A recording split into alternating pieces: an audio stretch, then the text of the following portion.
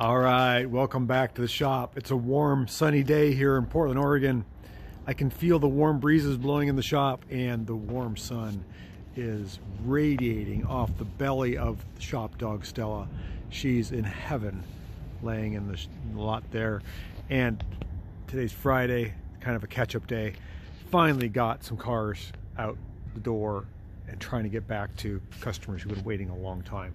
This is not the only one, but there's many, and I just can't keep up. This little Fiat X19, it's a 1980 American version, is going to get clutch parts. I'm hoping that just the slave cylinder overextended itself. I did a little video on this car last week. It finally came in. You wouldn't think it'd be that hard to find a slave cylinder for an X19, but apparently so. It is difficult. So that's what it looks like. And then I've got a master cylinder in this bag, and we're going to replace the master cylinder, which is located right there. That's the clutch master, and the clutch slave looks like this, and it is located here under the water tank on the transmission, right down in this area right there. You can see it's overextended. That's an aluminum one. The new one I have is steel, so I hope that doesn't make a difference. Let's hope that fixes the clutch. If not, then the engine and the transmission have to come out, and I really don't have time to deal with that, but I will if I have to. All right, it's a couple hours later, and as I scan my shop yard in our 70-degree weather,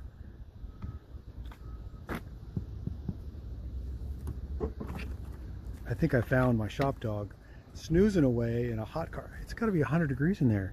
You're going to start shedding like crazy. You are hot and lazy, you little doggy. Okay, we'll let her hang out in there for a while. We're going to show you what's going on with the Fiat in the shop here. And like I said, it's been a couple hours. This is not the easiest job. So we're doing the clutch hydraulics, just the clutch hydraulics. We don't know if the clutch is bad yet. So I got the clutch slave off. This is what it looks like, and you can see the piston is stuck at the base of the bore. That could be our problem. We put on the new one. It is right down there. You're looking straight at it. It's all hooked up. The rod looks a little long, so I'm a little concerned about that. That's the easy part, though.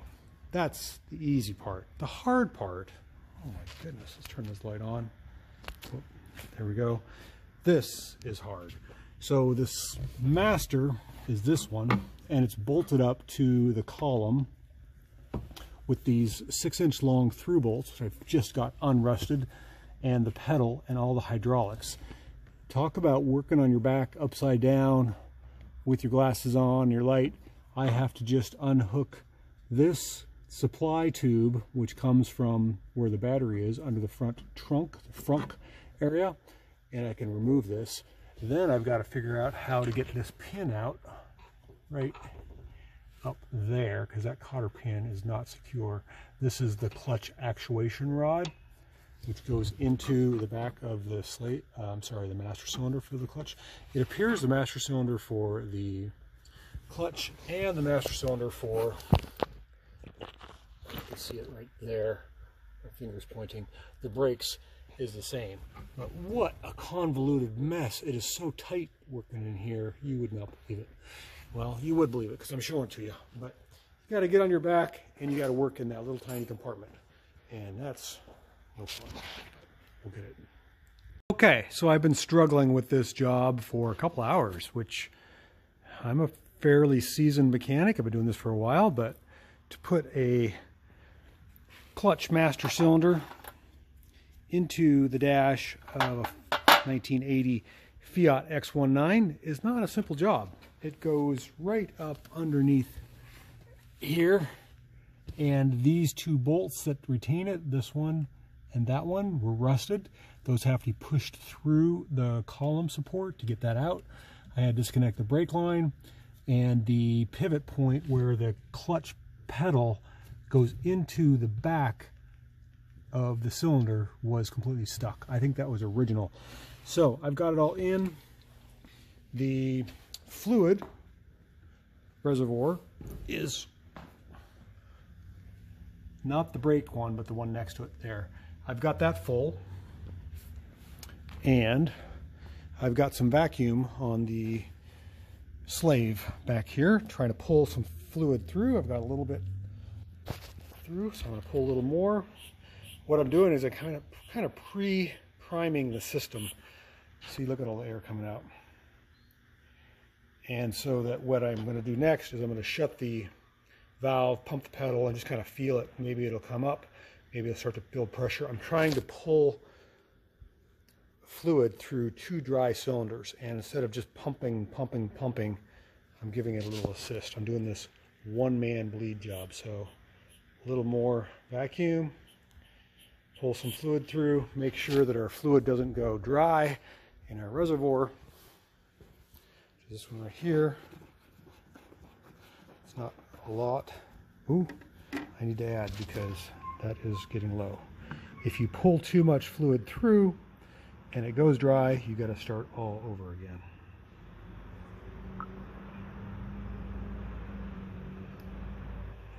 We'll just keep doing that until we get it. So I just sucked and bled a little bit of fluid through. Look how dark that is.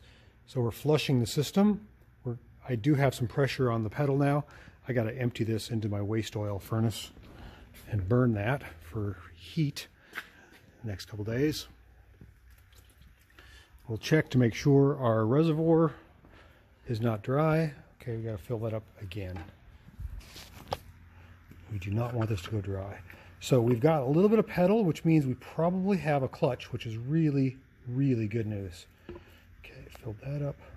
Put the lid on that so that doesn't tip over. Should probably put the lid on that so that it doesn't splash. Hook this back up, and we're going to keep bleeding. It's a lot of running around. So it seems like I've got all the air out of the system. I have sucked a little bit and I've actually bled a little bit. I'm not seeing any air. However, the pedal is very floppy. You can see I'm pushing the hand. It doesn't engage until about right there, and then the clutch engages and it does snap back. So we know, I believe we have a clutch, but that means that our adjustment, there's no adjustment at the pedal. It's all right here. And this looks all out of whack. So I've got to figure out which way to go with the adjustment there and adjust it. And I think we might have a clutch. Let's try. We want an inch of free play at the pedal. Okay, so I've been fiddling around with this clutch on this X19. I had to adjust the heck out of that rod.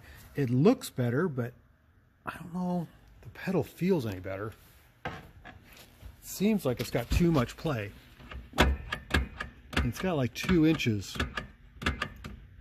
but it does get hard and it feels all right. Let's just start it up. Put it in gear, see if it grinds. That's always a good time. Wait, so I'm gonna put it in neutral. Turn the key on here. I got the battery hooked up. Make sure it starts. Come on, baby. You gonna start or what? There we go.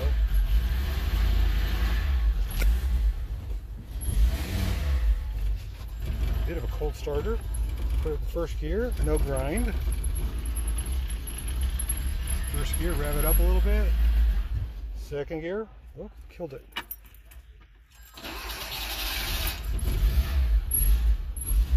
Second gear. Third gear. Let's try fifth.